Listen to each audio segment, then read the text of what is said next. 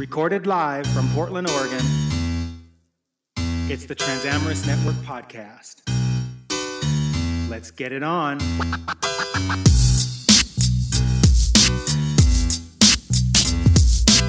Welcome, everybody. This is Perry Gruber from Transamorous Network, and I have two fabulous guests, one of whom I've known for a little bit of time, and the other who I just met not so long ago.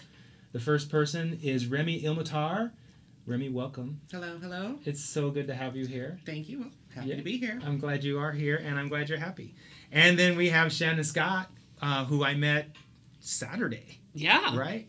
Saturday the 20th, just to put a date on it because this won't come out for some time. The 27th, was it? Sure. Okay. Awesome. The 27th. And so this is our first podcast episode, and this is an experiment, so it may never see the light of day. But the context of the Transamorous Network podcast is to talk about all things related to the trans community, related to romance, and focused on the transamorous male, but including other audiences. And so we, of course, at the Transamorous Network, not necessarily Remy and Shannon, believe that we create our own reality, and that's the major context with which these podcasts are going to be created. So let's, as the introduction said, get it on. So I want to start sharing a story on how I met Shannon, because I think it illustrates the kind of things that happen all the time in our lives. These things that we consider to be coincidences, but are actually responses to the focus that we put out into the world when we're trying to create something that we want, or manifest something that we want, or have something that we want. So I've been focusing on creating the Transamorous Network for about 5 weeks or so. And in that process, I have, to be honest, been a little bit nervous about meeting affirmed women. I heard the new term is affirmed women. We'll get back to that. Oh, Remy is shaking her head. We'll get back to that in a little bit. But anyway, I was looking for more people who I could meet and interact with around the concepts and ideas in the Man's Guide to Finding Your Trans... I'm going to have to change the freaking title of that guide now, thanks to you, Shannon. Damn it. Or not. Or not. Right on. You do you. Thank you. So the when I was creating the Man's Guide to Finding Your Transgendered Partner, I was thinking, well, I need to find more transgender women out there to talk with about these concepts. And a friend of mine, her name is Sophia, had invited me to attend an event at her house. It was a birthday party and a celebration of her engagement. And to be honest, I really didn't want to go. But then I decided that I was going to go because it just seemed like the right thing to do. So I went to her house, and there was this guy. I walked in the door, and it was as if this guy was greeting everybody. He was in a wheelchair, and when you open the door, you almost hit his wheelchair. That's how close to the door he was. But he wasn't trying to greet people. He was just there. But when I walked in the door, I just felt this magnetic attraction to this guy. Not like he was attractive to me, but like Perry, you need to talk to this guy. And so there were two other people there, and they just kind of faded away. And I introduced myself to this guy, Jake. I keep wanting to say Jake French, yes. Yeah. And we just had this fantastic conversation, and I kind of spilled my guts to him about what I was doing with Copiosis, my other entity, and then this Transamorous Network thing. And one thing led to another, and he started talking about his speaking business and the motivational topics that he talks about, being a person who's in a wheelchair. And we had a great conversation, and towards the end of the conversation, he said, you have to meet Shannon Scott. And I had honestly never heard of you, Shannon. And I know, right? And so it was a fantastic series of events that had me be drawn to Jake, to basically spill my guts, and then him to mention your name. And then another person who was there, Kathy Armilas, I think. Armias, yes. Armias, she had come out and just overheard Jake talking about you, and she said, yeah, oh my God, Perry, you've got to meet Shannon. She'd be perfect for what you're doing. And then later in the party,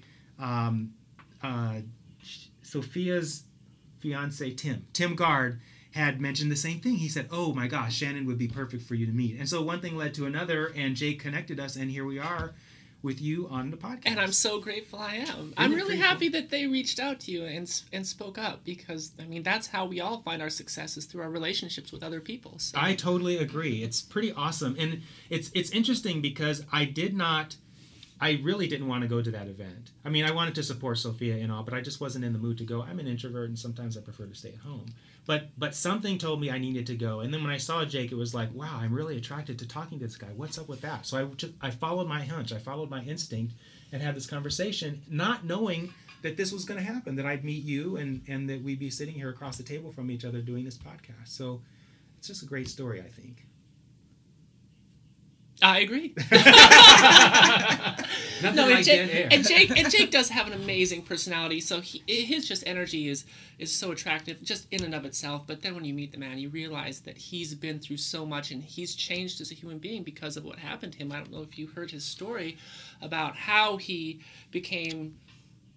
Oh, yeah. What's the correct word?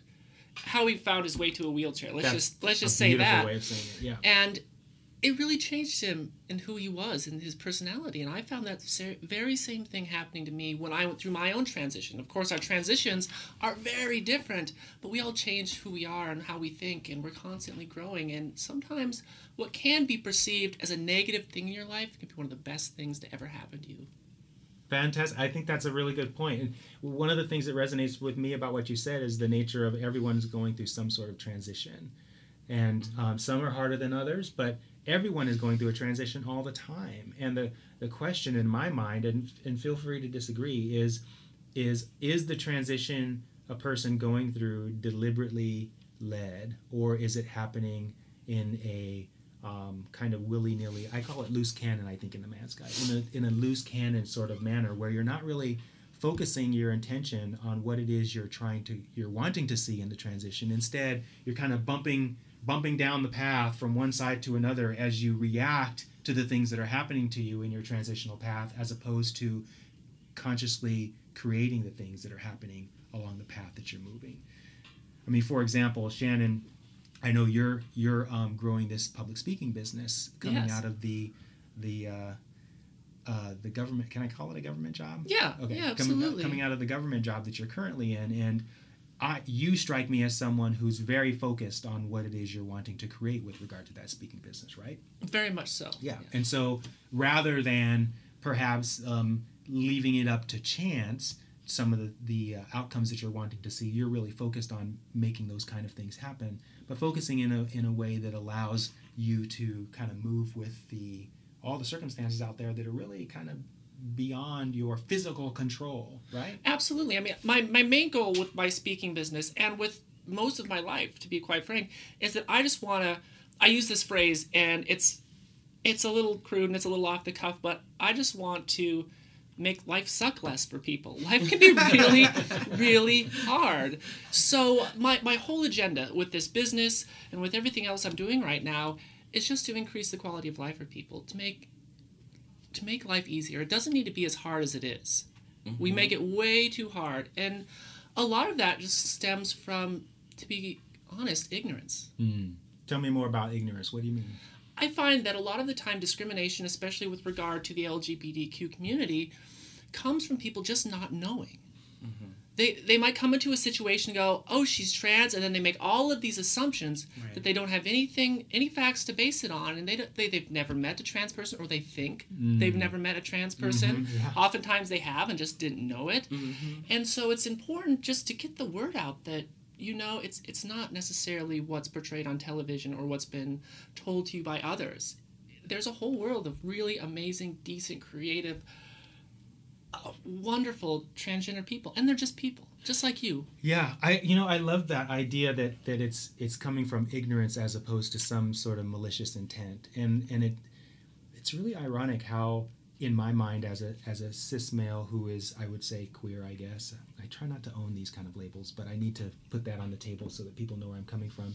That within our community, there is so much negative finger pointing at the other, mm-hmm. whether it's well, that goes into the whole not owning your shit and owning your part to the whole situation. Right. And I see it all as, I see it as both. I mean, I believe in a level of grand design, but I also believe that it's designed with a lot of openings that we make choices upon and change the outcome and change the direction and change the road that we might get to that end result, can change just on a choice that we make. And so then that goes into the whole creating your own too, is I believe in both. I believe in both, is that they go hand in hand, but I do believe that it's not just willy-nilly, right? That it actually has some level of grand design, right? You know, that you might be bumping against it, but the universe is bringing opportunities and doors and windows and people to you. Now, whether you acknowledge them, see them, recognize them, take them or not, you know, that goes into the choice. I love that. So, go ahead. I agree completely with what Remy just said. I've got, on a personal level, I've got this goal out there, you know, way down at the end of my path, I've got this goal to make people's lives better, but constantly opportunities are being presented to me that I had no idea were going to happen. I had no idea I was going to meet Jake French, and then Jake French was going to meet Perry, and then I was going to meet Perry, and then I'd be sitting in this room making a podcast. But what an amazing opportunity. Yeah. And that seems to be happening more and more in my life, and the more it happens, the more I can see why it's happening. It's the energy I'm putting out into the world. Thank you.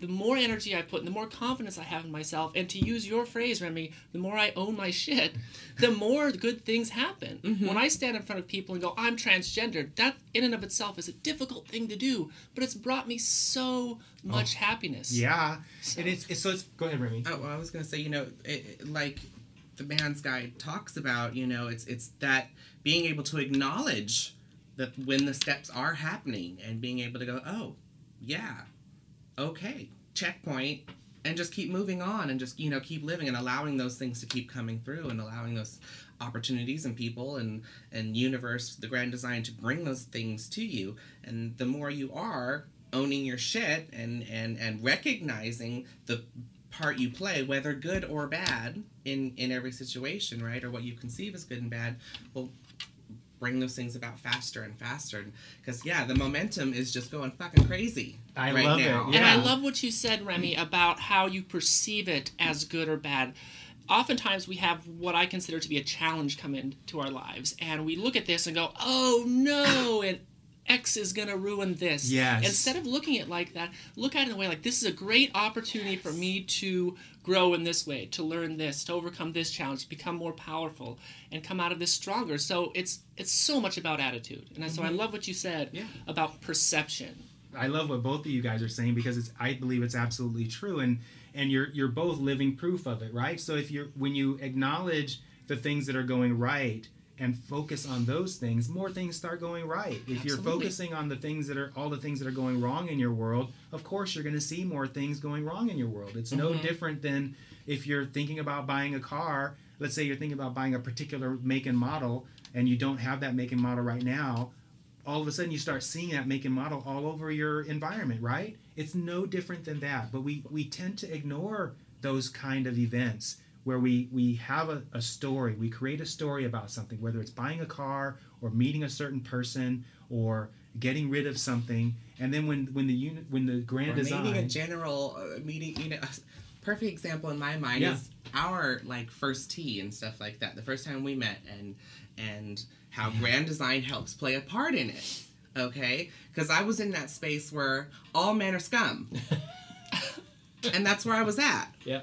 But the universe, you know, through grand design, brought you across my path, and with your story and your story of changing stories, and I was able to, you know, acknowledge that moment and allow it to be not all men are scum kind of moment. Yeah. And just that right there began a huge change for me, you know, and it's just been going faster and faster ever since. Well, yeah, I see. So that tea you and I had was such a watershed moment for both of us, and it was so clear. It was emotional for both of us, and ever since that, I mean, from we took it to another level when you edited the Man's Guide for me, because at that point it was just things just really started taking off, and I've seen. Just in the short time, I don't remember when that first coffee was, but in that short amount of time, your countenance, the way you present yourself, has totally changed from my perspective. It's so awesome to see. Yeah. But it's interesting, because getting back to the all men are scum. So I'm not a trans person, obviously, but it seems to me that story is a very common story in I want to say the trans woman community, but it might be, maybe it's broader than that. Am I accurate, or am I just seeing it narrowly? Well, I think it's accurate in that a lot of trans women, I would say almost all trans women, suffer some kind of discrimination in one regard or another. Right. One of the big ways we're discriminated against is sexually. So oftentimes a transgendered woman or an affirmed woman will be seen as fetishized. Fetish. Got it. And that's not fair. Kinky bits. Exactly. And so right off the bat, you're challenged to be seen as a valuable human being. And that's one of the many. And then there's, of course, discrimination in so many other ways, physical, mental, emotional, in relationships. It's something that we suffer from because people are afraid of what they don't know. Yeah. They don't know how a relationship might be with you. They don't know how their friends are going to think about it, or how their coworkers are going to think, or what their family might think, and they don't want to have to deal with those consequences. And so oftentimes they'll just go, well, hands off. Or they'll take on a behavior that is offending to the person who's receiving the behavior. Or we'll keep it hidden, or only, in the dark of night. And that's incredibly devaluing to people. Yeah, and so here's where it starts getting sticky. So it's there's a lot of agreement behind the statement you just made. It's accurate. It is a very demeaning experience to be on the receiving end of that kind of behavior.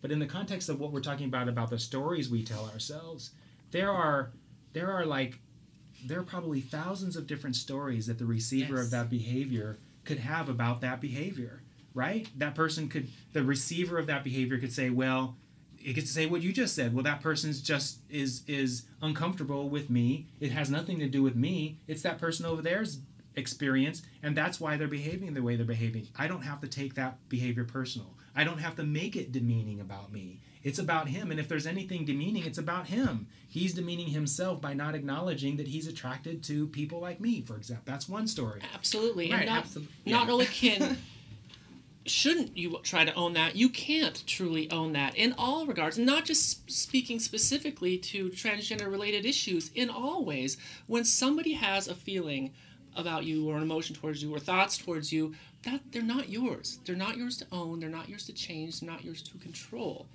You accept their feelings, you respect. Or not, yeah. Well, I should say you respect their feelings, because they are their feelings, and regardless of whether you agree, disagree, they are theirs. Yes. So there's nothing you can do about it. And to try to own that is exhausting and impossible and a waste of your time. So so I agree with everything you just said, Shannon, and yet there is this I keep wanting to say a common belief. Let's just say many people in the trans community hold the belief that men are scum. And so is it true that men are scum? Well, yes, but that's not the point. Because I think it goes back into the story you're telling about yourself first, and where you are with that. And many, if not most or a majority of trans individuals have come up from a situation that was secretive or unwelcomed, or like really, really a hard battle to fight just to get through those points, where not all of us did, but most, and through that process, there's some internalization of what society has said about trans and about you, and specifically, and you know what I mean? And so there's that getting through that and past that. I love that. And, and sometimes you have to be at the bottom of it, receiving all of it, before you can get yourself through the other side. You know what I mean? Yeah, I do. But then there's also the ones that stay there and never look at it any different and do the victimization thing. And it's always going to be, God, oh, why me?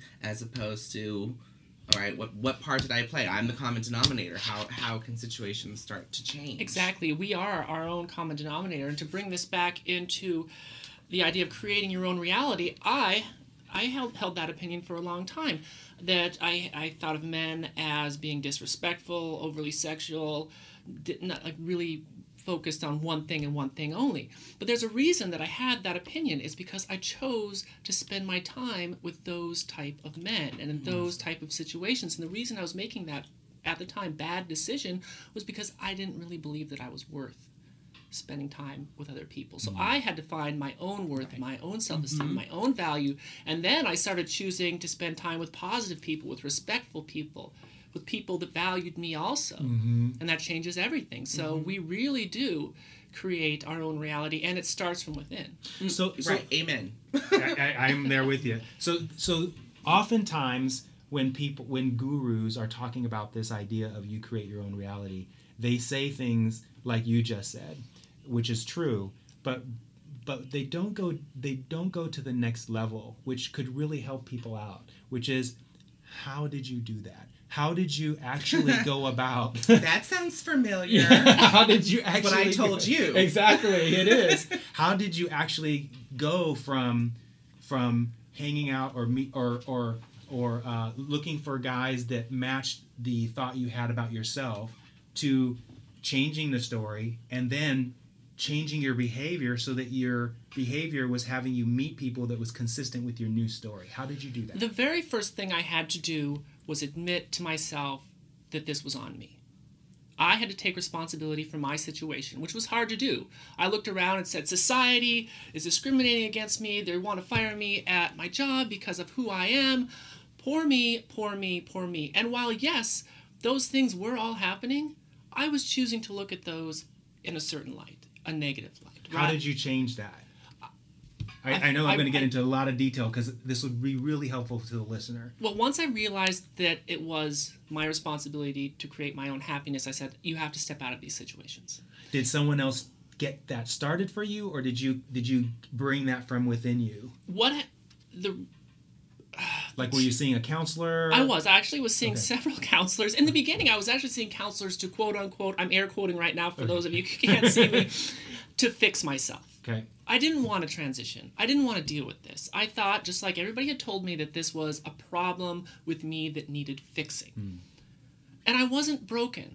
I was beautiful. And I still am. And So I initially went and said, let's fix this. And then every one of them said, yeah, let's fix this. Because I was in Montana seeing conservative-minded counselors, and they said, yeah, let's turn you back to the straight side, or the so sorry, or the cis side, or whatever you want to call it. And I said, okay. And then every time we failed, I went one after another, and they said, this is just who you are. This is just who you are.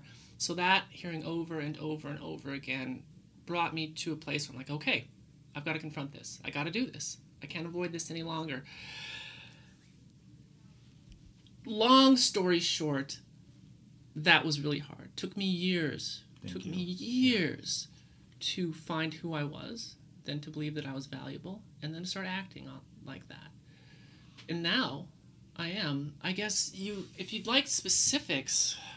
Yeah, so I presume at some point when you were with the old story, you were going to certain kind of places. Absolutely. What were the places that you were going to? At the time, I was very much underground. I was very much back alley, dark rooms, dingy bars, just trying to find somebody out there who would look at me, see me as attractive, because I found that very, very much as a valuing thing. I'm like, okay, you like me? Good, then I like me too. Got it. So I was looking too much to other people, and that was a really, really dangerous way to live. And eventually, I was exposed to HIV. And I don't know how it happened, but I didn't contract the virus. So my doctor basically said, you got to change your life. And I knew that if I didn't, I was going to die. So I did. I made changes. I changed my behavior. I changed what I was doing with my life, and I started taking that energy that I was devoting to those activities to really growing and changing. I joined a 12-step program, and I found the strength to become who I was and to face the truth of my situation, and step by step by step, one thing at a time, from beginning hormones to admitting it to my partner at the time, to admitting it to myself. I was able to become who I am today, and that's something we all do in our growth. Yep. So what about you, Remy? So this aspect of the, you were talking about after RT, and now all these things are happening so rapidly. What what practical steps in answering the how did you take to make this shift happen for yourself?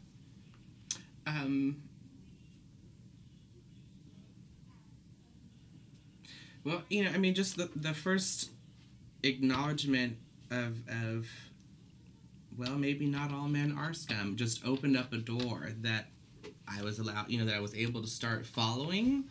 But honestly, I wouldn't say the momentum picked up and the real changes happened until after being asked to edit The Man's Guide. I thought I was going to just edit a book. Okay? I didn't think I was going to read it as a trans woman's guide to finding her man. Like, I didn't expect that, and it just happened as I was reading it, and found it life-altering personally, and was amazed that there were some given steps on how to get there, you know what I mean, or how to at least acknowledge and keep that going. I had further questions and needed some other explanations. When it falls down and things fall apart again, how do you keep it going again? How do you not fall back into that negative thought processes, which then of course start bringing you down that negative rabbit hole? And how do you keep it going in a positive way? And when something negative happens, how can you bounce it back into a positive and keep that idea going? As well as how can you be that way all the time? I just still don't understand that. Right.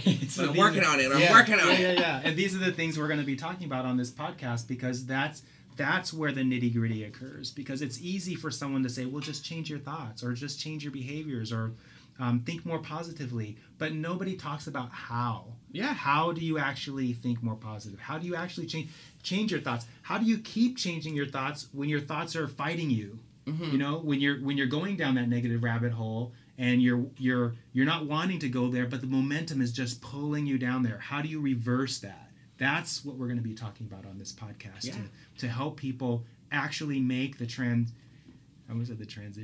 Actually make the transformation of oneself from someone who life is happening to someone who is making life happen, like you guys are doing now.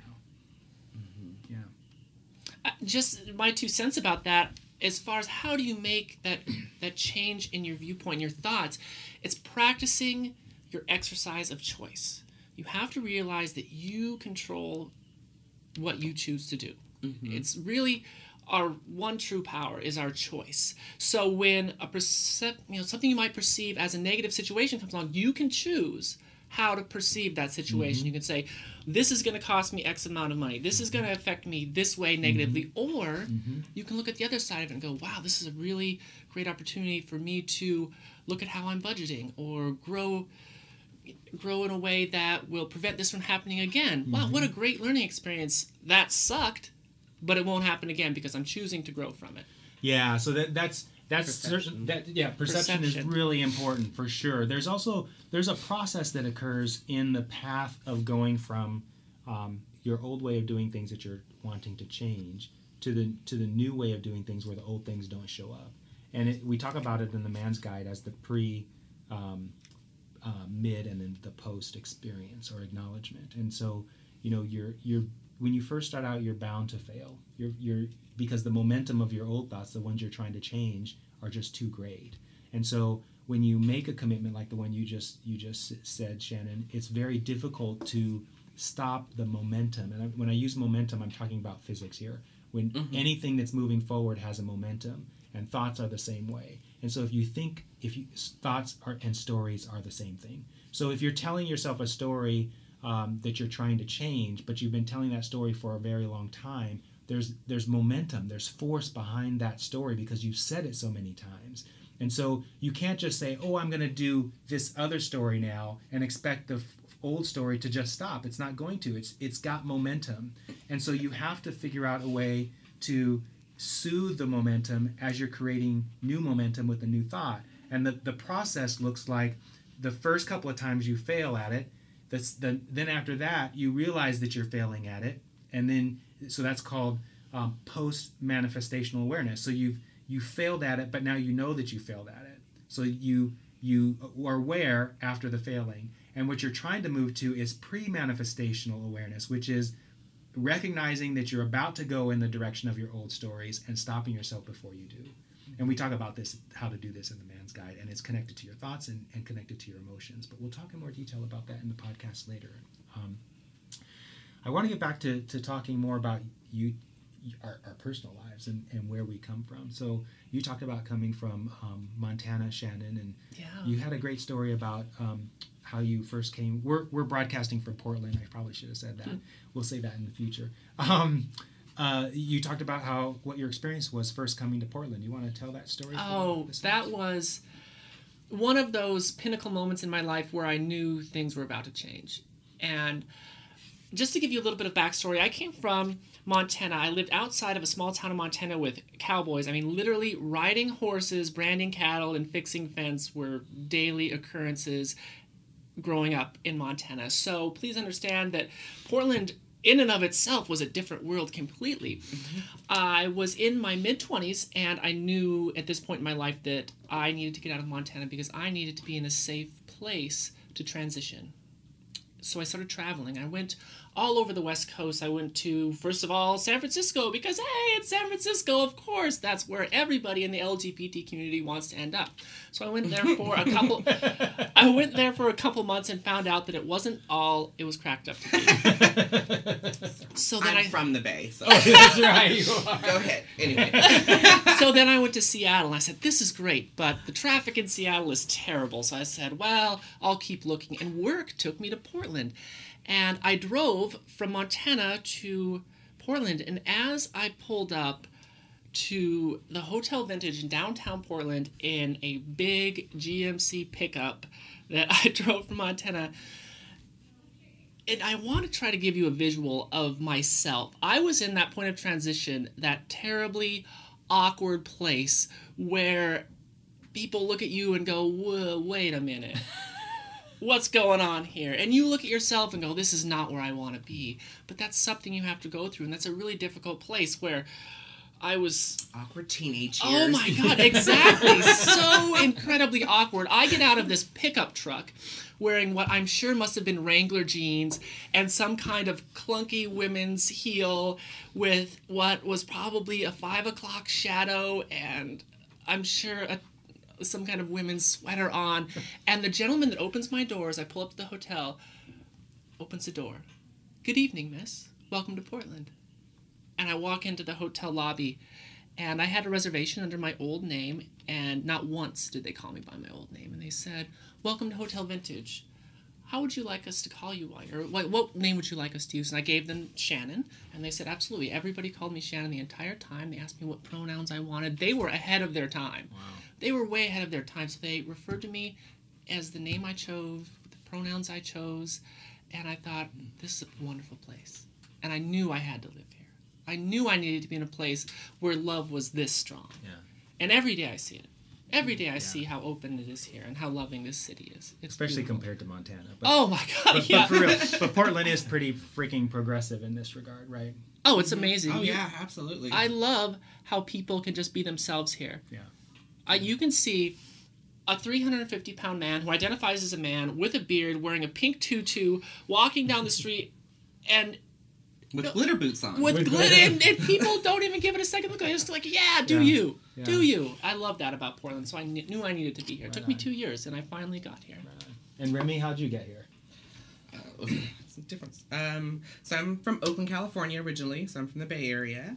And actually I got here because I found myself in a really bad relationship that turned very negative. This was before I considered transition at all. I was living as a gay man and had since I was 13 and never actually had questioned my gender identity until, since I was like very young, but realized that that's where I was and who I was. So I moved up north to get away from the situation that I was in, and got very involved in my spiritual community here, which is a very woman identified and centric community. It's goddess worshiping community, and was able to live in that somewhere in between, that two-spirit space, and being honored and recognized and welcomed as that. Like, they saw the goddess in me without me having to project it or act that way or be that in any way.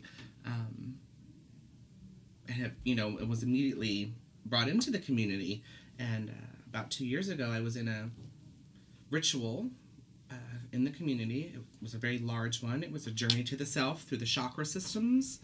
And I was playing one of the chakras. I ended up playing the power chakra, the number 3 chakra. And through that year, I went through complete powerlessness to utter dictatorial oppression, and everything in between. And through that process and through that journey, realized that my next evolutionary step was transition. And that's where that has been, and that's where I'm at, and hee-haw me. So, yeah. So it's interesting, the nature... Now, here's why I need Shannon to be the police, the PC police, because I may say a lot of things incorrectly here. So, I will say things incorrectly. Okay, so, good. Just going to say. That you make me feel right at home. So the nature, the experience that you just shared indicates to me, maybe incorrectly, that you did not feel that you were a woman born in a man's body. No, I did not. Right. And I do not. Yeah, and you told me when you told me this story some time ago, it was actually at the Starbucks, you talked about how it was more of a spiritual, if I may use this word, a spiritual choice. You were being guided by spirit, I think? In a way. Help me understand. In a way. Help clarify. I think through my spiritual journey, I was able to realize that this was the right choice, the right... I don't know that choice is the right word. I know. Because I acknowledge the more concept of like what India looks at, having a third gender, that there is something else other than just man and woman, and that I'm not a woman in a man's body. That's not... I am proud of the body I was given, and I don't have any major plans for lopping anything off or inverting anything. So, but that's just my personal journey, so... I think this is a really great time to bring up how different all of our journeys Yes. can be. Yes. Because Exactly. I'm sitting here listening to Remy going, that's not at all how I felt. I know. I felt so different. I always knew. Now, I didn't know that I was transgendered. I will say that because I didn't even know transgendered was a thing. I didn't even know it existed until I was in my teens. But I always knew I was different. I always knew I didn't fit in with the guys. And I always knew I felt so much more at home hanging out with the girls. And I always knew that I was soft and sensitive. And, what was often perceived as the weaker one of the group that I hung out with. And so I suffered a lot of picking on, things like that. I'm like, why are you guys such a-holes? But I did go through that. I got through the teasing for being soft and feminine and being, what I always looked at was a sissy gay boy. I mean, that's who I thought, and that's who I was. That is who I was up until 2 years ago. So you said something that really was interesting to me, that you never, in your early days, you didn't feel like you were a woman trapped in a man's body. Tell me more about that coming to light for you. Well, I do remember feeling different. I was always the different boy. I wasn't like the other boys. I did hang out with the girls and related to them better. But, as growing up, I was able to look at that and be like, well, it's the feminine side of me, and I am a gay man, and this is... That's where that comes from. I do remember being young, 2nd, 3rd grade, and saying, okay, I like boys. Girls like boys. Am I supposed to be a girl? I don't think so. And that's kind of where that always was. And I remember, checking in with myself through that process. But by the time I was 13, I just kind of knew that I was gay and I liked men. And that's where I was. I was a man, and I was comfortable being a man, and I was, I did my eyebrows though, and you know what I mean. I was cute. I was a pretty boy, and I couldn't help that. That's just who I was. I love that because it it's similar to my process. So when I was young, I was attracted to girls, just like straight men, I guess I would say, but there was a time I remember in my life where I was trying on my mom's clothes, and my mom caught me and told me not to do it again, but I kept on doing it. And then I kind of grew out of that phase. It wasn't, I actually considered, like you did, am I supposed to be a girl? But the experience led me to know. Mm-hmm. And so, but there was this strong aspect of me that was feminine. Mm-hmm. And though I don't consider myself gay, that femininity comes out. I mean, even my wife calls me gay sometimes because of it. And when I was in the Marine Corps, not often but frequently was called fag and faggot and things like that, mostly because of the clothes I chose to wear, which objectively looking at it was the kind of clothes that a gay man would wear. You know, fashionable, matching, fashionable, sized correctly. Heaven fucking forbid. With some taste and style. Exactly. Yeah, exactly. And so. But as I grew older, I realized the value of this component of me that is feminine. And it didn't mean that I was gay. It just meant that I was broader than the typical. I would say well balanced. Or more well, yes, Remy. Yeah, and I think that it's important that I say to our listeners right now that instead of using the word feminine qualities, they're just qualities. Being sensitive is, yes, stereotypically a feminine quality, but you can be 100% man and be sensitive. Thank you. Absolutely. But I think we're using terms that the listeners can understand and relate to. Although some I know having so Transamorous Network has a Tumblr page, and I know that there are a lot of LGBTQ people who are they're angry feminists, and some of the words that you and I are using, Remy, would be triggering for those people. And so I'm thankful that you're saying, Shannon, what you're saying, because you're right. Me using the word feminine to describe sensitivity, I know for a fact would trigger some of the people I follow on Tumblr, because they're, what's it called? Is it it's not transmisogyny. What is it? It's when you do what I did, when you call a quality like sensitivity feminine, which by definition, by calling it feminine, means it's not masculine. Yeah. Whatever that is doing, whatever that use of. There's a term for it, and I'm gonna butcher it, but it's something like transmisogyny, hyperfeminism, or something like that. That's wrong. This is so the shit I'm talking go about. ahead, bring it up, Remy. Stupid words for nothing. Everyone's gonna be upset about something. Right. God, get over it, you Dianic women. I love you, but come on. Jeez, bloody hell. Sorry. Yeah, and so anyway, so my experience is interesting in the LGBTQ community is it aligns somewhat with what Remy is describing her experience as, is that I see myself as standing squarely in the middle, where I do possess these characteristics that are not in the mainstream ascribed to a male, let me put it that way. And yet I value them so greatly for what they are, and because of that, because it sets me apart. And today, I find myself proud of what I am, which goes far beyond what I'm describing, what I am. And so, I get what Remy's saying. And there's a post by the trans woman, the woman who created Her Story. Are you guys familiar with that film, Her Story, the series? Beautiful series. Her Twitter name is SmartassJen, but I can't remember her actual name. But she wrote this blog post, and in this blog post she describes all of the different types of people that she's met in the trans community. And this post is probably, if you printed it out, it would be like 3 feet long, and it just talks about all the as many combinations of characteristics that you could think of in a human being. She's met that kind of person. And all here in Portland. Yeah. Well, absolutely. Yeah. Like she's met trans women who don't want to give up their penis, trans women who are going with the full SRS, She's met trans women who are addicted to crack, trans women who are not. She's met trans women who are in the sex industry and love being there, and trans women who are in the sex industry and don't like being.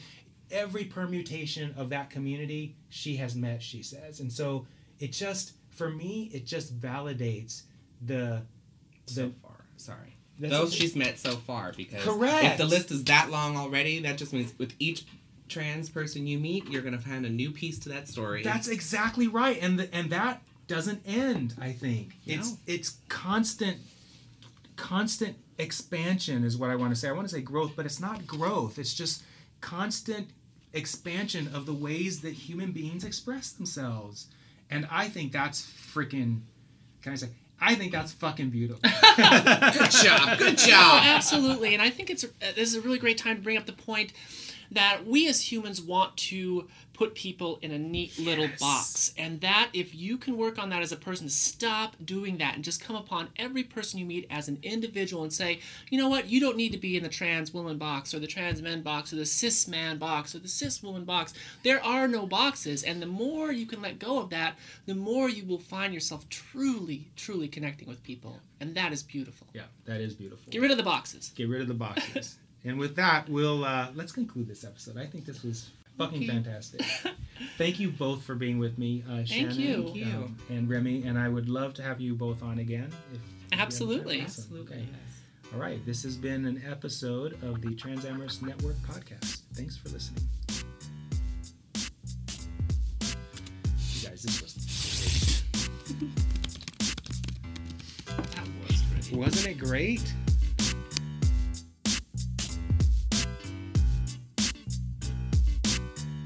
You've been listening to the Transamorous Network podcast. Transamorous Network podcast is a broadcast property of the Transamorous Network.